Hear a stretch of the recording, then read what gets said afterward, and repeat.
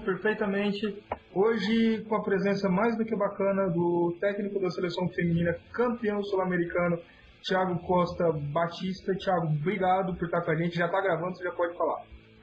Beleza, eu é que agradeço aí o convite e poder estar dividindo e contando um pouquinho das atividades que a gente vem tentando desenvolver aí junto à seleção feminina.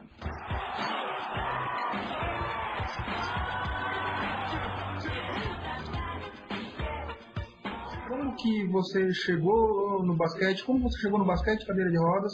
E como você chegou na equipe feminina sendo o chefe desse projeto? Perfeito.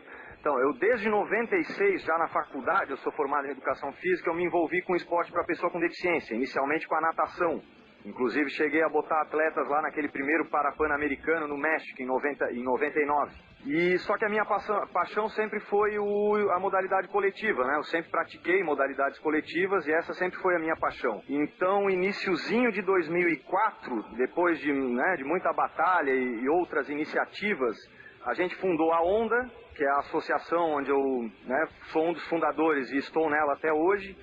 E uma das primeiras iniciativas da Onda foi a criação da equipe de basquete, até porque a gente fez uma rápida pesquisa aqui na região e percebemos que boa parte das pessoas com deficiência tinham o interesse e a vontade de jogar o basquete. Só conseguimos efetivamente botar essa equipe em funcionamento em 2006. Então, efetivamente, começou o trabalho com essa equipe, que é a equipe dos Tubarões, e temos essa equipe até hoje.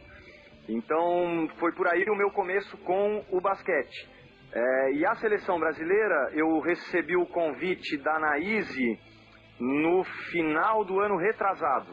Então, ela me lançou esse desafio, de estar assumindo a seleção, e desde então aí a gente vem tentando tanto elaborar quanto colocar em prática as nossas intenções e a nossa filosofia de trabalho com a seleção brasileira.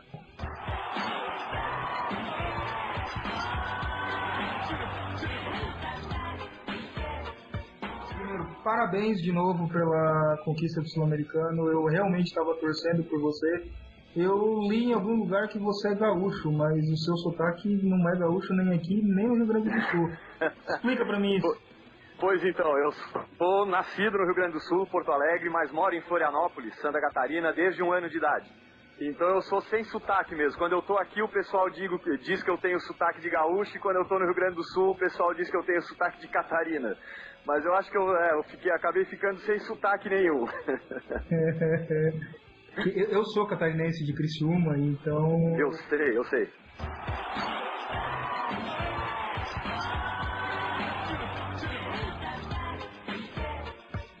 Vamos falar uma coisa que é extremamente chata, que eu acredito que atrapalha bastante o seu trabalho, que o Brasil ele tem um time bom, as meninas são bacanas, mas eu não sei como é que vocês lidam com isso, mas houve um boicote de algumas das principais jogadoras com você, pessoalmente, não necessariamente pessoalmente com você, mas com qualquer outra pessoa que entrasse no lugar que você ocupa hoje, como aconteceu com a Aninha um tempo atrás, porque elas precisam jogar com um técnico. E eu não sei como você lida com isso, como vocês tratam disso dentro da seleção e quais são os planos para driblar isso, que é uma coisa extremamente chata.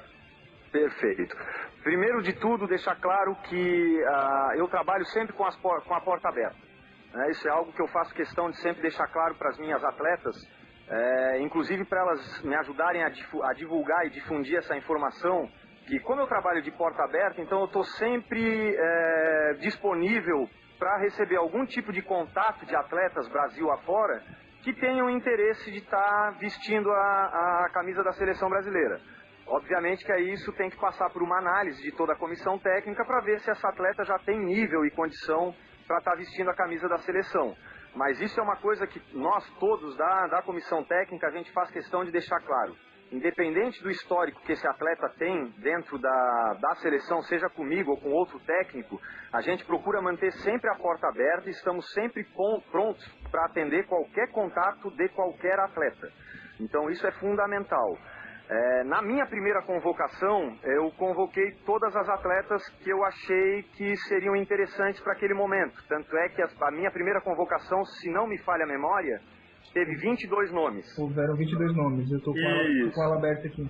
Isso, e aí num primeiro momento eu acabei ficando a Ana Aurélia, que é uma atleta que hoje faz parte de novo do meu plantel da seleção, foi uma atleta que acabou não conseguindo se apresentar nessa primeira convocação por questões, acho que se não me falha a memória, ela perdeu o voo, e tiveram acho que mais uma ou duas atletas, que agora eu não vou me recordar de cabeça o nome dela, uma delas era lá da Bahia, mas eu não vou recordar o nome agora, que também acabaram não atendendo essa primeira convocação.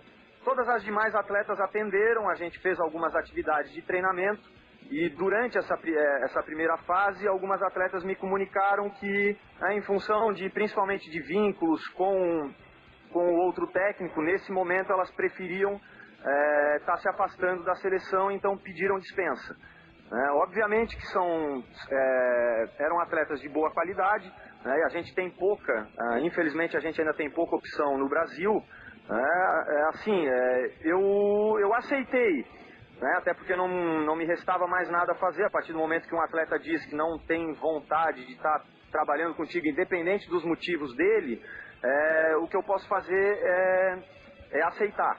Então naquele momento elas se desligaram, ficou claro que enquanto eu continuasse à frente da seleção não havia interesse de participação dessas atletas, e em função disso então elas deixaram de aparecer em convocações futuras.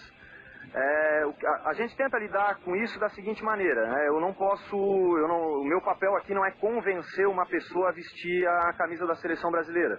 Eu acho que nessa situação, acima de tudo, tem que haver a vontade do atleta, e obviamente o ambiente da seleção, o ideal é que favoreça isso, então a gente procura trabalhar deixando esse ambiente apto a favorecer esse tipo de coisa, por isso que eu falo que a gente está sempre aberto, e de forma alguma vai haver retaliação caso alguma dessas atletas resolva de novo se aproximar da seleção. Só que obviamente tudo isso vai passar por uma análise da comissão para ver se vale a pena ter essa atleta de novo com a gente ou não. Mas a porta sempre aberta. Então a gente está procurando lidar com essa situação abrindo espaço para outras atletas, que é o que a gente tem feito. Se tu observar, sempre existe algum elemento novo nas nossas convocações, que é justamente para a gente poder abrir o espaço para essa atleta que ainda não teve chance na seleção e ao mesmo tempo trabalhar com o que a gente chama lá internamente de sombra. Eu acho que um atleta de seleção, a melhor maneira de fazer ele funcionar é mostrando para ele que ele tem uma sombra, ou seja, se ele vacilar, se por algum motivo ele não conseguir atender uma convocação de treinamento, ou não conseguir participar de uma competição, como ele tem uma sombra ali esperando a chance, então esse atleta pode perder a oportunidade de estar em alguma competição importante em função disso. Então a gente tem tentado resolver a situação dessa maneira e seguimos aí garimpando atrás de novos talentos, tá? E volto a deixar claro, a gente está de porta aberta, só que a gente precisa que o atleta faça esse movimento na nossa direção. Tá? De forma alguma a gente vai estar ligando ou fazendo contato com o atleta pedindo para ele aceitar uma convocação. Então a gente espera que esse movimento parta do atleta. Vamos lá, vamos pegando um exemplo de uma atleta que tenha pedido dispensa ou por algum outro motivo, em outra convocação acabou pedindo dispensa e agora não aparece em convocações atuais. O que a gente aconselha? Que esse atleta entre em contato com a gente, vamos conversar, vamos tentar entender as situações que estavam envolvidas nesse momento e, obviamente, com toda a situação que a gente vive, a gente não vai estar cortando, eliminando a possibilidade de trabalhar com um atleta em função, às vezes, até de um mal-entendido ou uma situação pontual, como foi o caso lá da primeira convocação. Boa parte dessas atletas mal me conheciam, então era algo que estava muito mais ligado ao trabalho anterior, como tu mesmo falou, do que efetivamente uma negação à minha chegada na seleção. Então, assim, para resumir essa história toda, estamos de portas abertas para todos os atletas e continuamos nesse movimento em busca de novos talentos.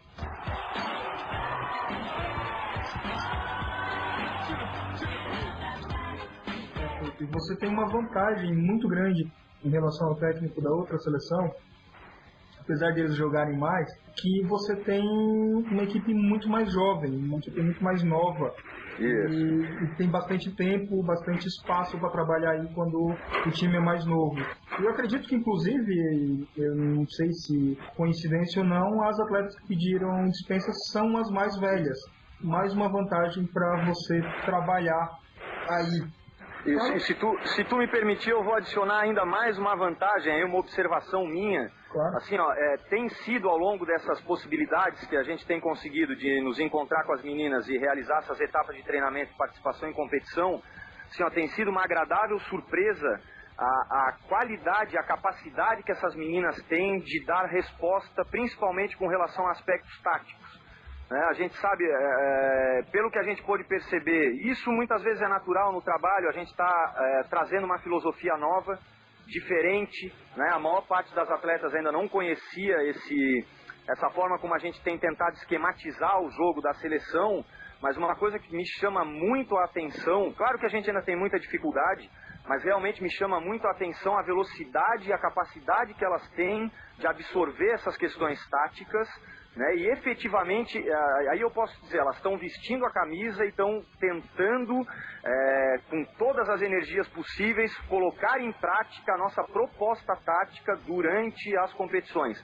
Então isso tem nos deixado muito satisfeitos. É um dos temas aqui que eu tenho na minha pauta, que eu assisti 2 jogos da seleção no último Sul-Americano. Tinha uma TV universitária que estava transmitindo, e eu assisti os jogos do Mundial no Canadá também. Inclusive, eu conversei na semana passada com a Geisa, né, ela foi bastante bacana, ela elogiou você bastante, depois eu te passo o link para você ouvir. Ela falou que a disciplina tática das atletas tem sido um diferencial bem grande nesse time. E uma coisa que eu notei é que o time está caindo menos. Uma coisa que, inclusive, os caras que estavam transmitindo a competição no Canadá, eles falavam, puta que pariu, o Brasil caiu de novo. Mas eu falei isso em outro programa, pedi desculpas para a Geisa, porque realmente eu falei demais, até por causa do contexto, né? Mas as atletas, eu notei pelas fotos e pela transmissão que várias delas estavam muito acima do peso. E é uma coisa que preocupante em presente momento. Muitas delas vieram para essa competição e ainda estavam de férias. Algumas não tinham nem voltado aos treinamentos nos clubes ainda. E essa convocação pegou de surpresa. Qual é o plano para driblar isso? Pois então, eu te confesso que essa convocação também me pegou de surpresa. Eu passei 10 dias na Holanda com o Van der Linden, o técnico, tanto na época, né, ainda era técnico tanto da feminina quanto da masculina, agora ele se afastou da masculina, e eu tive que fazer essa convocação de forma rápida, e lá da Holanda, porque a gente também ainda não tinha informação concreta da necessidade de participar desse sul-americano para ter vaga para o Parapan. Então, inicialmente, o plano era tentar buscar amistosos fora do Brasil e, em especial, com a Holanda, em função desse canal que eu estava abrindo lá com o técnico holandês. Só que aí a gente teve que participar do Sul-Americano e isso automaticamente acabou quase que anulando a possibilidade de fazer esses amistosos com a Holanda. Eu te diria que hoje a parte tática é algo que eu sinto que as atletas têm absorvido bem e acho que a gente vai conseguir evoluir de uma forma bem interessante. E esse é o meu grande papel durante uma etapa de treinamento. É o ajuste da filosofia e das questões dos aspectos táticos. O que realmente a gente ainda precisa qualificar um pouco mais, e aí obviamente que essa demanda é muito mais, com mais facilidade pode ser resolvido no dia a dia dos clubes, que são tanto aspectos físicos quanto aspectos técnicos. Eu te diria que hoje, na minha visão, a grande diferença que a nossa equipe tem das equipes de ponta do basquete feminino estão em aspectos físicos e principalmente em aspectos técnicos, né? Então esse é o grande desafio, só que a parte física, a parte técnica eu não consigo numa etapa de treinamento de 10 dias resolver, né? Eu posso até dar uma dica, auxiliar, apontar um determinado caminho, só que são questões que realmente as atletas têm que tentar resolver no dia a dia dos seus clubes, né? A gente sabe das dificuldades, das limitações que muitas vezes existem nos clubes. Eu também trabalho num clube, sou dirigente de um clube, a gente sabe dessa dificuldade, mas não tem outra forma a não ser deixando claro para a atleta que ela tem que, entre aspas, levar essa tarefa para ser resolvida dentro do seu clube. E volto a dizer, na minha opinião, a grande diferença está aí. Taticamente, eu acho que a gente evoluiu muito já, inclusive fomos muito elogiados, tanto no Mundial, por outros técnicos e pessoal da IWBF, quanto agora no Sul-Americano. por questões principalmente táticas e de postura na quadra. O Brasil foi muito elogiado e isso me deixou bastante feliz.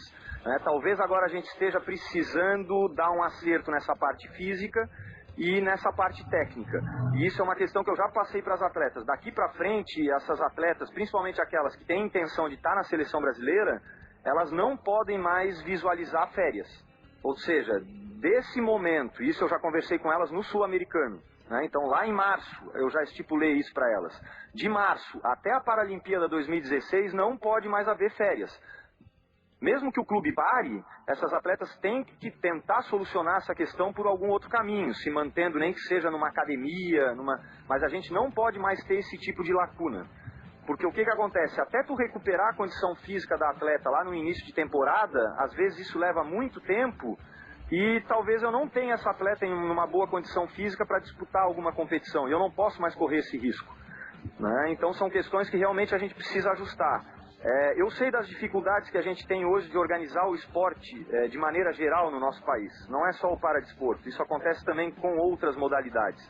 A gente sabe de determinadas burocracias, às vezes prazos, demora com determinadas respostas e isso acaba interferindo diretamente na nossa capacidade de planejar. Então eu procuro sempre no início do ano entregar uma proposta de planejamento para a CBDC. E aí é que eu estou levantando esses aspectos. Sei das dificuldades muitas vezes que a CBDC enfrenta de colocar isso em prática. Vontade não falta. Muitas vezes o que falta ainda para o Brasil de maneira geral é essa capacidade de organizar o esporte a médio e longo prazo. E muitas vezes a gente acaba trabalhando nessa situação de apagar incêndio. E se a gente efetivamente quer se tornar uma potência esportiva ou paradesportiva, a gente tem e precisa desenvolver essa capacidade de planejamento. Para mim é o ponto que mais pega na hora de tu tentar organizar um trabalho a médio e longo prazo, que é a proposta que eu tenho para a CBDC. Desde o início eu coloquei que eu não sou milagreiro. Então a minha chegada na seleção não é para fazer nenhum milagre, até porque o trabalho estava sendo feito, era um trabalho que apresentava resultados, tinha a sua competência. Me parece que a CBDC estava buscando um novo caminho e apostou em mim. Só que a solução, ou a construção desse trabalho, obrigatoriamente tem que se dar a médio e longo prazo. Não tem como de uma hora para outra a gente resolver algumas questões que são históricas, digamos assim, dentro do basquete, em especial do feminino, que é um celeiro mais reduzido em comparação com o masculino. Então as opções que a gente tem para poder trabalhar ou pensar em algum tipo de variação de jogo, elas são mais reduzidas. Eu não sei, tu deve ter percebido, o estilo de jogo que a gente adotou no Mundial, e também como era a minha primeira competição, o Mundial foi a primeira vez que eu consegui botar essas meninas em quadra para efetivamente jogar. Então ali a gente fez uma série de análises, e aí no Sul-Americano tu já deve ter percebido uma construção diferenciada da equipe. Então a gente, muitas vezes também eu preciso testar em loco, ou seja, numa competição, numa atividade, para ver o que efetivamente funciona, o que não funciona, o que pode ser ajustado, e tudo isso depende do planejamento e da parte de gestão. Então são questões que extrapolam a minha atividade maior, que é a atividade de treinamento. Então não adianta a gente ter um bom treino se nesse background envolvendo aí todo o planejamento, a coisa também não estiver andando a contento. Mas eu acho que a gente está, obviamente que a gente sempre quer mais, sempre quer melhorar, mas eu acho que a gente vem num bom movimento.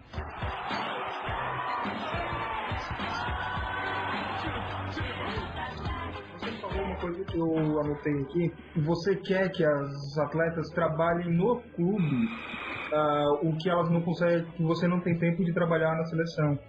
Existe um contato seu, pessoalmente, com o técnico dessas meninas no clube, ou o contato é com o atleta e a atleta que se vire com o técnico? Cara, a gente tenta, inclusive fizemos todo um levantamento de qual clube é atleta, quem é o técnico, contatos do técnico. Eu te diria que isso é uma estratégia que a gente ainda não conseguiu determinar de que maneira a gente pode fazer essa abordagem sem parecer que a gente está querendo invadir ou determinar o que o outro técnico quer fazer. Então, hoje, qual é a orientação que a gente dá para essas atletas? Na parte física, que é um trabalho que todo clube faz, então elas precisam prestar um pouquinho mais atenção nessas questões físicas, que não se dão apenas no treino, se dão também muitas vezes em processos de alimentação, repouso, Então a gente procura orientá-las e informá-las para que elas possam ter o melhor desempenho possível no aspecto físico. E no aspecto técnico, são questões que não seriam questões específicas para jogar na seleção, são questões técnicas que qualquer atleta precisa ter. Por exemplo, finalização. A gente sofreu muito no Sul-Americano com a finalização. O jogo final com a Argentina, e mesmo o primeiro jogo com a Argentina, o placar não foi tão elástico pelo sistema de jogo que a gente adotou. Então a gente jogou realmente esperando para poder firmar bem o nosso posicionamento defensivo, e muitas vezes a gente teve a oportunidade de sair em contra-ataque ou efetuar um bom jogo de transição ofensiva. Aí muitas vezes o que a gente observou? Atletas perdendo bandeja. E isso é uma coisa que em nível internacional e jogando com uma grande equipe, toda oportunidade que tu tiver, né, seja num contra-ataque ou num jogo de transição ofensiva forte, de converter 2 pontos, essa oportunidade não pode ser perdida. Como a nossa orientação do aspecto físico e técnico, ela não é algo específico para jogar na seleção, é algo que qualquer atleta precisa ter para jogar basquete. Então, por enquanto, a gente ainda não fez o contato com o técnico, mas é nossa intenção, principalmente depois que a gente definiu o grupo, que muito provavelmente vamos definir esse grupo agora no Parapan, para a gente poder ter aí aproximadamente 1 ano, né, para a gente trabalhar com esse grupo sem tanta variação de atleta. Tá? Aí a gente vai começar a tentar fazer alguns contatos para ver se esses técnicos conseguem nos ajudar em alguns aspectos. E outra coisa que eu acho muito importante, é algo, de certa maneira, está na cultura do nosso basquete, é a história de determinar que o atleta, pela sua classe funcional, ele pode fazer isso ou não pode fazer aquilo. Isso é uma coisa que eu tenho conversado muito com elas, eu faço no meu clube, eu tenho 5 atletas em quadra. Esses 5 atletas, eles têm que ter condição técnica, física e tática para executar todas as tarefas pertinentes ao jogo de basquete, independente da classe funcional. Eu sei exatamente o que você está falando. Eu fiz um texto há um tempo atrás sobre isso, que o basquete brasileiro ele é dividido em castas. A casta superior está nos pivôs, que o jogo basicamente é concentrado neles. A casta do meio é o armador, que basicamente serve de pivô. E a casta de baixo são os pontos baixos que limpam o trecho para esses dois conseguirem jogar. O Brasil masculino joga dessa forma e entra em quadra com -1, às vezes com -2 na quadra, e quer saber por que está perdendo as partidas. E exatamente isso que você está falando, de que todo jogador dentro de quadra ele tem que ter em mente que ele tem que fazer 3 coisas. Se colocar em posição para receber a bola, passar para um companheiro que está em melhores condições, e se ele for o companheiro em melhores condições, ele arremessar a porra da bola. Eu não sei o que tem de difícil entender isso, e 98% dos técnicos não passam esse tipo de filosofia. Eu fico muito feliz que você consegue entender isso e passar isso para as atletas. Isso, perfeito. Acho que a tua análise está perfeita. E hoje, inclusive com a facilidade que a gente tem via YouTube, hoje você consegue jogos de seleções e de clubes do mundo inteiro. Então vou te citar alguns exemplos que eu acho que ajudam a ratificar o que a gente está falando. A Holanda joga dessa forma. Isso, exatamente. Só que a Holanda ela tem uma característica diferente, porque ela acaba firmando muito, ela bota uma 4,5. Então a Holanda joga com uma 4,5 de armadura. Só que ela tem uma ponto .1 e uma ponto .1,5 que são jogadoras fantásticas. Aquela ponto .1 da Holanda, se tu der 1 palmo de quadra para ela faz qualquer coisa que qualquer pivô aqui no Brasil eu vejo fazer. Então é uma atleta que é treinada e é preparada para isso. Mas eu ia te chamar até a atenção do seguinte: China. Uma das maiores pontuadoras da China é a atleta ponto .1. Inclusive, já em vários jogos que eu fui atrás de scout, ela foi a cestinha do jogo, uma atleta ponto .1. Agora, recentemente no Mundial masculino, dá uma olhada no estilo de jogo da Turquia. Ou da Polônia, que jogam bem parecidos. Isso, a Turquia complicou um jogo, agora não vou lembrar se foi com os Estados Unidos... Austrália. Ou com isso, a Turquia complicou um jogo trabalhando o tempo inteiro. Quem fazia o corta-luz era o ponto baixo, era o ponto 1, e ele recebia a bola dentro do garrafão para ele finalizar essa bola, e ele não perdia uma bola. O que acontece com a gente? O nosso ponto 1, às vezes ele até tem essa capacidade, só que quando ele recebe a bola dentro do garrafão, ele não sabe o que fazer com ela. Porque não é orientado a arremessar.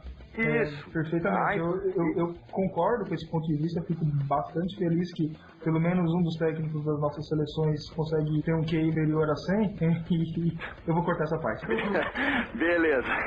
Não vou cortar não. Eu vou deixar porque, bom, de qualquer forma, eu falei isso. O Brasil quer saber por que está perdendo para times, pro juvenil do Canadá ou pro juvenil dos Estados Unidos, porque entra com -1 no quadro, bota aquele cara que agora está em Goiás só para abrir caminho pros outros, e ele, quando faz Quando vai pra agredir a cesta, faz uma ou duas no máximo. O cara quase não aparece no jogo. E ele tem um puta potencial de ajudar a equipe muito mais do que só limpar o trecho pros caras altos. Eu concordo em gênero, número e grau com o seu ponto de vista. Eu espero que você consiga convencer os outros técnicos a pensar dessa forma. Eu digo que se você quiser convencer os técnicos de São Paulo a jogar dessa forma, você tem um trabalho bem difícil. E na realidade, assim, ó, é uma outra coisa que eu venho percebendo, inclusive em função de comportamentos da própria arbitragem e a forma como a gente, né, a IWBF vem alterando a regra. Na minha humilde visão, o que a IWBF está vendo como futuro do basquete em cadeira de roda? Um jogo que fique mais similar ainda ao basquete andante. Hoje, como é que tu define muitas vezes um jogo de basquete andante? Não é na área pintada, né? É qualificando os teus atletas para você conseguir fazer um chute sem estar pressionado. Isso não significa que esse chute, esse arremesso, é próximo ao aro. Não, muitas vezes eu vou fazer uma rotação de bola ou eu vou construir movimentações, não necessariamente para deixar o meu atleta próximo ao aro, e sim para deixar o meu atleta em condição, numa área de chute que seja confortável para ele e que ele não esteja pressionado. E eu acho que hoje um dos nossos grandes diferenciais também, principalmente no feminino, que eu tenho estudado mais, né, em nível internacional, tenho buscado mais jogos, o nosso atleta ainda tem muita dificuldade para aceitar o jogo de perímetro. O que eu chamo esse jogo de perímetro? A partir do momento que eu tenho uma parede estabelecida, eu estou numa posição confortável de chute, por que não fazer um chute de média distância? Então a gente insiste muito ainda no jogo para dentro do garrafão, aquele garrafão fica super congestionado. Em nível internacional, as nossas atletas não têm envergadura, nem capacidade física para disputar com certas equipes que têm atletas de muito maior envergadura e uma condição física muito mais acentuada, né, de força, e a gente tem dificuldade de fazer esse jogo de perímetro. Isso é uma coisa que eu tenho procurado incutir na cabeça das atletas. Só tem uma maneira de fazer a bola cair, chutando. E a gente precisa aprender a fazer esse chute de posicionamento, porque é esse chute de posicionamento que vai atrair a defesa adversária para fora do garrafão, ou afastá-la do garrafão. Aí sim, eu vou ter possibilidade de jogar para dentro do garrafão, só que agora com mais espaço. Então só tem uma maneira de eu estabelecer o jogo de garrafão. É eu tendo um jogo de perímetro forte. E isso hoje realmente é um dos nossos grandes problemas. Nós temos algumas atletas que são boas chutadoras de perímetro, só que temos atletas que ainda não têm... Eu vou usar um termo ao contrário, é vício no bom sentido. Temos algumas atletas que ainda não têm esse vício de quando estão numa posição livre e confortável de chute, chutar. Mas elas acabam não chutando porque elas estão nessa situação de perímetro. Então fica sempre aquele jogo de espera para que o pivô se posicione dentro do garrafão, e aí sim eu vou alçar a bola para o pivô lá dentro, só que aí esse pivô vai ter que definir uma bola com 3 jogadoras na volta, 3 adversárias, de muita envergadura e muita capacidade física. Aí realmente é um jogo que fica muito complicado para a condição e para a característica que a gente tem das nossas atletas hoje. Tanto é que se tu observar no sul-americano, eu já comecei a montar uma equipe, ela tem uma característica mais de perímetro do que de garrafão. Eu notei que teve uma hora que você entrou com uma pivô só.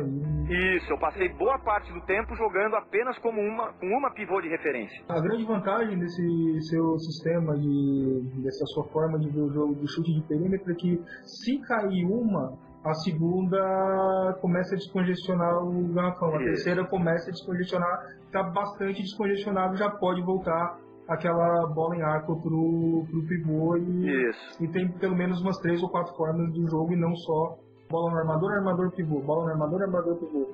Isso, essa diversificação, né, e saber fazer esse jogo de paciência. Se tu olha essas grandes equipes, vamos lá, Canadá, que é atual campeã mundial, a Alemanha, a Holanda, que tem um estilo de jogo que me agrada muito, são equipes que sabem fazer, primeiro, tu vê nitidamente o jogo de dupla, então uma dupla de um lado do garrafão, outra dupla de outro lado, e uma atleta mais centralizada para fechar a figura do triângulo. E ali elas ficam rodando bola, ou fazem algumas tentativas para abrir esse caminho e o jogo de garrafão, mas não há uma insistência nisso. Qual é uma das diferenças que a gente tem?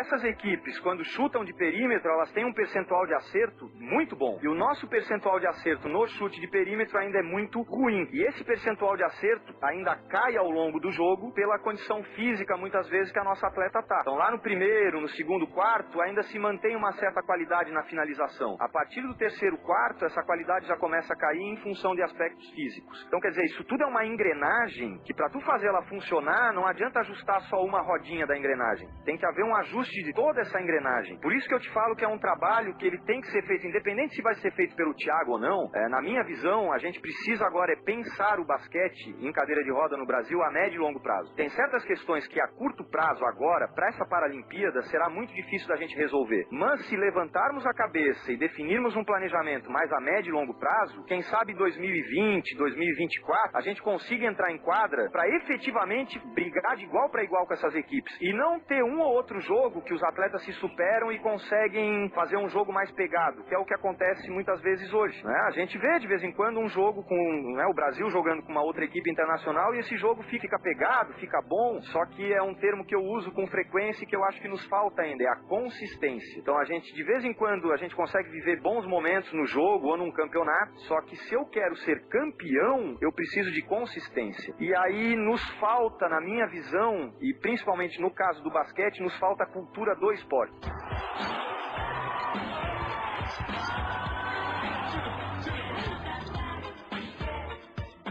Situações eu tenho a sensação que a gente joga basquete como se fosse futebol, e basquete não é futebol, né? Basquete é um jogo extremamente tático, é um jogo que você precisa saber se posicionar, é um jogo que, isso eu acho fundamental e o nosso atleta tem muita dificuldade, é um jogo que às vezes você precisa saber esperar, e o nosso atleta tem dificuldade de esperar. Quando a bola ia chegar nele, ou ele precisaria estar posicionado para receber essa bola, ele já não está mais lá, porque ele resolveu entrar no garrafão, porque fica mais próximo da cesta. Só que isso não resolve, né? Então a gente precisa acreditar um pouco mais nesse jogo, que é um jogo mais técnico e tático. Só que como a gente ainda tem, né, e apresenta falhas técnicas e táticas, a gente acaba partindo com mais facilidade para esse jogo físico, que é o jogo de talvez muita correria, muita movimentação. Só que para jogar com uma grande equipe, para você formar uma grande equipe com consistência, eu não posso depender da atuação de um atleta ou de um determinado talento. O basquete é uma modalidade coletiva e depende muito desse coletivo para você formar uma equipe campeã. Não estou trabalhando para ter uma vitória, né? Eu procuro trabalhar para conquistar um título. E para conquistar um título, a gente precisa de características diferenciadas. Vitória, dependendo de como eu organizo, né, e como eu faço o meu time se comportar, principalmente em aspectos físicos, eu até posso conquistar uma vitória. Só que eu acho que o trabalho tem que ser feito olhando esse médio e longo prazo para que a gente possa pensar em títulos, né, não em vitórias isoladas. O seu texto, Luiz, sobre o basquete ficou quase perfeito. Faltou você falar que no basquete você ganha com a defesa e não com o ataque. Perfeito, mas aí se tu buscar a informação do meu trabalho, tu vai ver que eu trabalho defesa, aí depois que eu trabalhei bastante a defesa, eu começo a trabalhar defesa. Sua observação, na minha opinião, tá perfeita. O basquete, ele se estabelece pelo jogo defensivo, porque eu quero e eu procuro montar as minhas equipes para elas terem muita força de transição. Para eu conseguir impor um jogo de transição ofensiva, eu tenho que recuperar essa bola. Então a minha defesa precisa trabalhar. Então a defesa, eu te diria que é um dos pontos que a gente conseguiu ter um avanço maior. Eu mudei o sistema defensivo, né? Hoje a gente trabalha boa parte do jogo. Eu ainda vou fazer alguns trabalhos mais direcionados para defesa da pressão, tanto quadra toda, 3/4 de quadra, meia quadra, porque a gente precisa ter esse sistema para algumas situações específicas, mas o sistema que com certeza a gente vai acabar usando maior parte do tempo, até pelas questões físicas, é a defesa em leque. Então essa defesa demorou um pouquinho no início, no Mundial a gente ainda estava apresentando muitas falhas, agora ela já parece estar um pouco mais consistente. Então desde o final na etapa de treinamento em dezembro do ano passado, em Manaus, é que eu efetivamente comecei a trabalhar um pouquinho mais o ataque. Por isso também que lá no Mundial a gente sofreu tanto, tá? Obviamente que eu não vou ser maluco de dizer que a gente perdeu o jogo porque a bola da adversária caía e a nossa bola não caía. Mas tiveram vários jogos ali, que se tu pegar o jogo pra ver de novo, claro que a gente tem falhas, tivemos erros, tanto de aspectos técnicos quanto táticos, a gente percebe nitidamente a diferença física, só que em vários jogos, algo que foi marcante pra contar a história do jogo, as adversárias, mesmo em condições não muito boas, conseguiam converter a cesta, e a gente às vezes num contra-ataque ou num jogo de transição, ou a atleta sozinha debaixo da cesta, não conseguíamos converter. No jogo contra o Japão mesmo, que era um dos adversários que estava na nossa listinha prévia, que havia uma boa possibilidade de ganhar, né, da gente vencer do Japão, foi um jogo que foi definido muito em cima dos nossos erros. Nós erramos muitas finalizações e finalizações fáceis, então não é aquela bola que difícil, que eu tô pedindo pro atleta salvar o jogo com uma bola longa, com uma bola lá no último segundo dos 24. Não, eram bolas relativamente fáceis. No jogo contra o Japão, várias vezes a gente conseguiu invadir o garrafão jogando em dupla no corta-luz. Aí a atleta que fazia o corta-luz recebia a bola dentro do garrafão, era só ir pra bandeja, só que aí a gente tem dificuldade de fazer uma bandeja invertida, porque isso não é treinado, principalmente com os pontos mais baixos. A gente tem dificuldade de fazer uma bandeja por baixo, porque isso não é treinado. E lá fora, né, nessas equipes internacionais, pega tanto do atleta ponto 1 ao ponto 4,5, não há diferença na hora desse tipo de finalização. Sendo 1 ou sendo 4,5, eles apresentam a mesma qualidade de finalização. Então, e isso está muito enraizado, como tu bem falou, na cultura do nosso basquete. Ou seja, é algo que demanda um certo tempo para a gente mudar. A gente não vai conseguir do dia para a noite mudar essa cultura, que é uma cultura de atletas, é uma cultura de técnicos, é uma cultura de dirigentes, está enraizado no nosso basquete. E fica o meu alerta aqui, até pela arbitragem que a gente viu no Sul-Americano. Sim, ó, tiveram situações até ridículas. Eu acho que ali realmente ainda não é aquela arbitragem. Acho que agora no Parapan que a gente vai conseguir entender um pouco melhor essas últimas mudanças de regra, mas fica o meu aviso para atletas, técnicos e clubes. A arbitragem será muito mais rigorosa daqui para frente com contato. Então tiveram contatos no Sul-Americano que, assim, eu não tô te exagerando, foi um leve toque na cadeira, falta de ataque. Volto a dizer, eu acho que ali no Sul-Americano estava havendo um certo exagero, talvez porque os árbitros ainda não estavam acostumados, né, com essa nova exigência na hora de soprar o apito. Mas fica esse alerta. E volto a dizer, na minha opinião, isso é uma tentativa da IWBF para deixar o jogo mais limpo, e isso com certeza também vai deixar o jogo mais atrativo para a torcida, porque passa a ser um jogo mais organizado. A partir do momento que eu não tenho essa liberdade de ter tanto contato de cadeira, obrigatoriamente eu vou ter que organizar a minha equipe. Senão eu tô correndo o risco de não terminar o jogo porque eu não tenho equipe para terminar.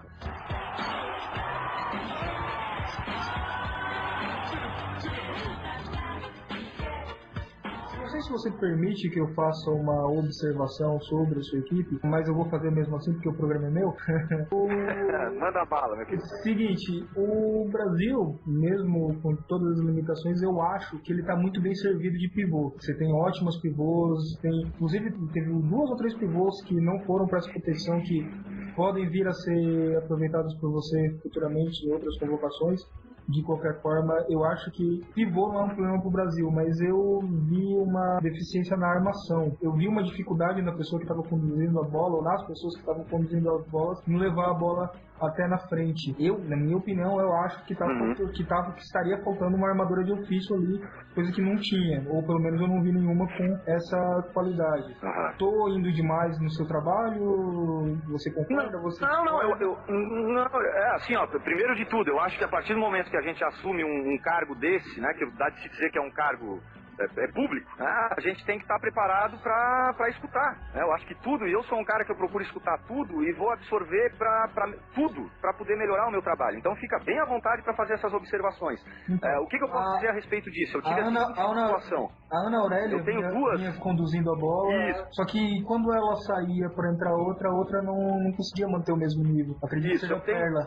Eu tenho na realidade hoje 2 atletas que em princípio, né, isso a cada etapa de treinamento, a cada situação pode mudar. Mas tendo como referência o que aconteceu no Sul-Americano, eu tinha 2 atletas que tinham uma responsabilidade maior por carregar essa bola, que seriam a Perla e a Ana. O que aconteceu? Eu nunca consegui fazer um treinamento com as duas. A primeira etapa de treinamento que a Ana conseguiu atender foi em dezembro do ano passado, e a Perla tinha feito uma cirurgia, não pôde ir. E nas etapas de treinamento anteriores, que a Perla estava, a Ana não pôde ir, não conseguiu atender, que foram aquelas etapas. Foi a primeira, que a Ana faltou, e aí na segunda, como já era uma etapa de treinamento pré-mundial, aí eu não convoquei a Ana, porque ela não tinha participado da primeira etapa. Então eu nunca consegui trabalhar essas 2 atletas juntas. A gente foi pro Sul-Americano e as 2 entraram em quadra juntas, mas sem nunca terem treinado juntas comigo. Então isso em algumas situações acabou quebrando ou tirando um pouco do ritmo dessa condução de bola. E eu te diria assim, ó, eu concordo contigo, eu acho que hoje a posição que eu tenho mais facilidade para rodar sem perder qualidade é o pivô. Tem desses pontos intermediários, né, que no meu caso ali, pelo tipo de formação que eu tô usando, são os pontos que acabam assumindo essa formação, apesar de que a Ana é 3,5, né? Não é um ponto tão intermediário assim, ela já tá talvez até mais para um ponto alto do que para um ponto intermediário. Nos falta também a atleta ponto baixo. Esse tem sido, né, a gente tem aí constantemente tentado buscar novas alternativas, dar novas opções, mas hoje realmente dentro daquilo que eu conheço, que eu consigo ter acesso, né, que as pessoas me passam de informação, existe uma escassez muito grande de atletas aí de 1 até 2,5, é muito difícil tu achar atletas já em condição de estar vestindo vestindo a camisa da seleção brasileira. Te diria que hoje as classes funcionais que mais me preocupam, até em termos de rotação na quadra, né, talvez para a montagem do quinteto saidor, né, do line-up, eu não tenha problema porque eu tenho atletas qualificadas nessas classes funcionais. Mas para rotação na quadra, aí são classes que realmente eu tenho muita dificuldade. E aí muitas vezes, para eu poder fazer uma substituição, eu acabo tendo que alterar todo o sistema.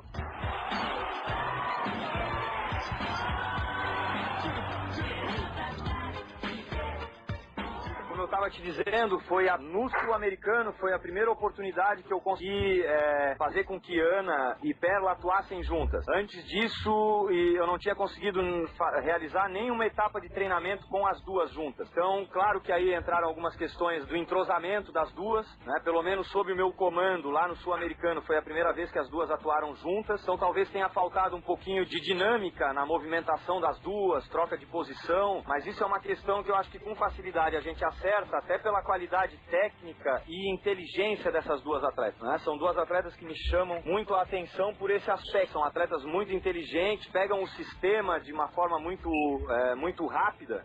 Então eu acredito que logo a gente vai ter boas surpresas aí da atuação dessas atletas. E a gente acaba fortalecendo um pouco mais esse jogo, como eu estava te falando, esse jogo de perímetro. Eu perco um pouco acabo perdendo uma pivô, né? Então dentro desse sistema eu tenho jogado apenas com uma pivô de ofício, só que isso em contrapartida me dá muita mobilidade para a equipe, porque daí eu estou jogando apenas com um ponto baixo, né? Que aí nesse caso eu tenho encaixe tanto para um ponto 1 quanto o ponto 1,5, então a gente está apostando nessa maior mobilidade da equipe, até porque no campeonato mundial a gente percebeu que pelas características das nossas atletas, ter duas pivôs em quadra não necessariamente surte um grande efeito, porque a boa parte dessas equipes top de linha em nível internacional contam com pivôs que têm uma estatura muito grande e muita força de jogo de garrafão. Então a gente percebeu no Mundial que a gente acabava poluindo muito o nosso garrafão ofensivo com a presença de duas pivôs, né? Então a gente tinha duas pivôs, mas acabava tendo que finalizar muito essa bola de fora, porque mesmo quando a pivô conseguia infiltrar, ela carregava com ela uma pivô defensora, e isso deixava muito difícil a gente trabalhar essa bola alçada dentro do garrafão. Então acho que realmente como tu comentou, tem algumas coisas que precisam ser aprimoradas, mas a gente está apostando muito em função das características que a gente vê nessas atletas. Não só da capacidade física, técnica, mas também dessas questões que envolvem mais os aspectos táticos.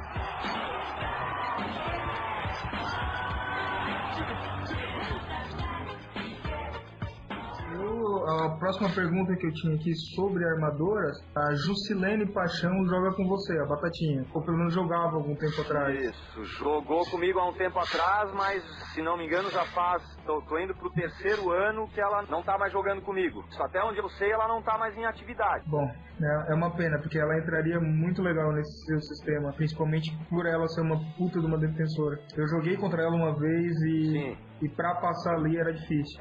Não, é uma excelente atleta, mas até onde eu sei, ela jogou comigo, acho que há 3 anos atrás, foi a última temporada que ela fez aqui comigo, e até onde eu sei ela tinha parado de jogar. Não tenho mais informações a respeito. Acho que ela até continua aqui por Florianópolis, né, porque ela casou com um rapaz aqui da minha equipe, mas não tenho mais notícia, acredito que ela esteja parada. Bom, Batatinha, volte pro basquete. A seleção tá precisando de você. Os times estão precisando de você.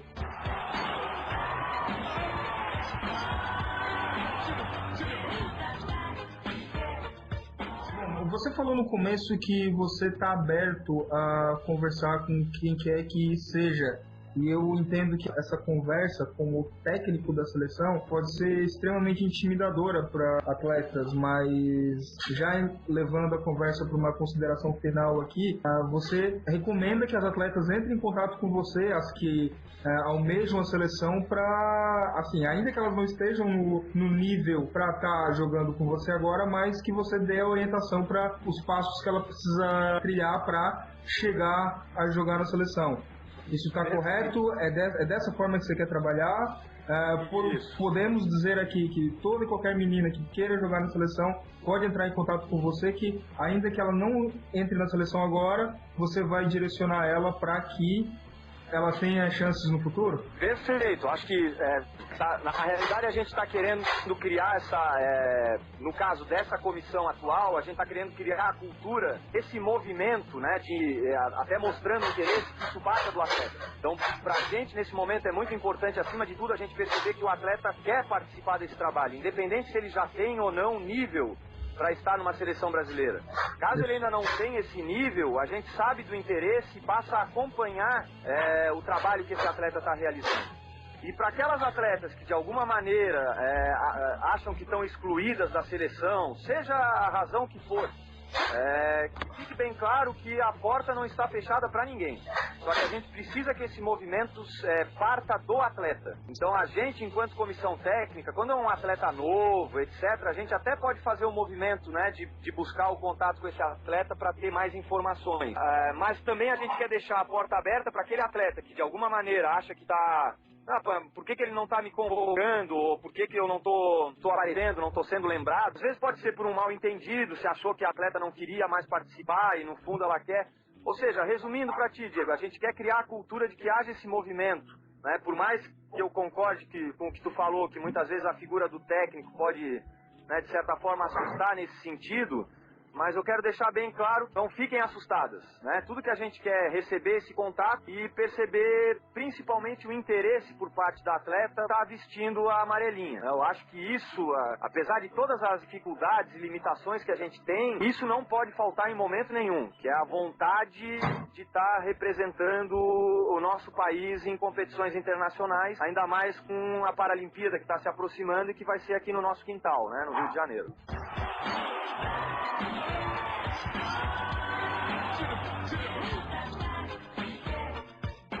As meninas que quiserem entrar em contato, como que elas te acham? Eu não vou dar o seu telefone aqui não, relaxa.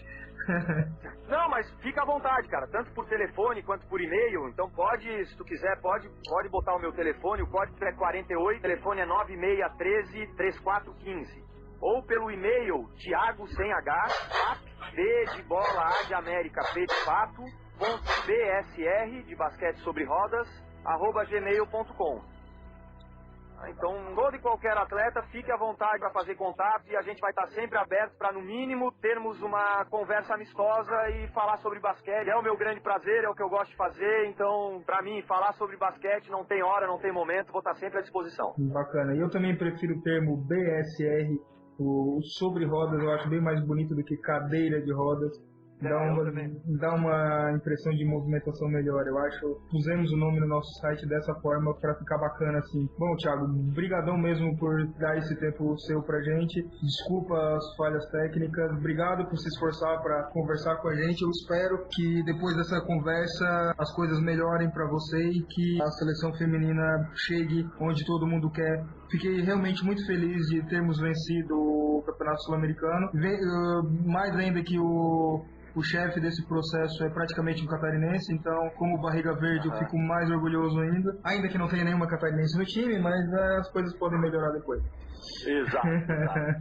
E da minha parte também agradeço aí o espaço, né? Eu acho que é importante a gente começar a criar mais esse canal do basquete no nosso país, né? Eu acredito muito que um dos grandes caminhos para a gente melhorar e qualificar é realmente discutir a respeito do basquete, independente se temos ideias similares, diferentes. Eu acho que tudo isso, sendo num ambiente respeitoso, eu acho que só vem a contribuir para o crescimento do basquete. Então eu estou sempre à disposição. Como eu falei, o basquete é a minha grande paixão.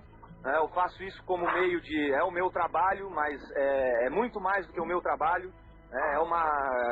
Aquilo que a gente brinca, né? É uma cachaça, é a paixão e não tem, por mais que às vezes a gente se decepcione e queira largar em algumas situações, não tem como se afastar, porque realmente o prazer envolvido nesse tipo de atividade, para mim, é imenso. Então, sempre que tu achar necessário, fique à vontade para fazer contato.